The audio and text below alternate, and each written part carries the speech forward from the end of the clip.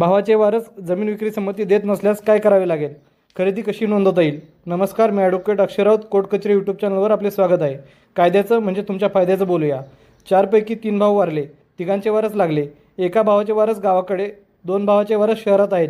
ते गावाकडे येत नाही, जमीन विकायला संमती देत नाहीत. उतार्यावर नावे एकत्र आहेत. किती जमीन विकता येईल, त्यांच्या परस्पर विकता येईल का, अशा स्वरूपाचे प्रश्न आपल्याला नेहमी निर्माण होतात. जर 7/12च्या उतार्यावर सर्व वारसांची नावे असतील व त्यांच्यापैकी काही वारस हे खरेदी खत नोंदवण्यास संमती देत नसतील, तर ज्या वारसांचे त्या मिळकतीमध्ये जेवढे हक्क वहीत आहेत ते वारस कोणत्याही व्यक्तींना अविभक्त स्वतःच्या हिश्श्याची खरेदी देऊ शकतात. त्या खरेदी खतामध्ये फक्त एका विशिष्ट ठिकाणची दिशेची खरेदी दिली असे म्हणता येत नाही. खरेदीदार यांना उर्वरित सहहिस्सेदार यांच्याकडून वाटप करून घ्यावे लागते. थोडक्यात स्वतःच्या हिश्श्याची त्यांच्या संमतीविना सुद्धा खरेदी देता येते. व्हिडिओ आवडल्यास व्हिडिओला शेअर करा. कोर्ट कचेरी या यूट्यूब चॅनलला सबस्क्राईब करा.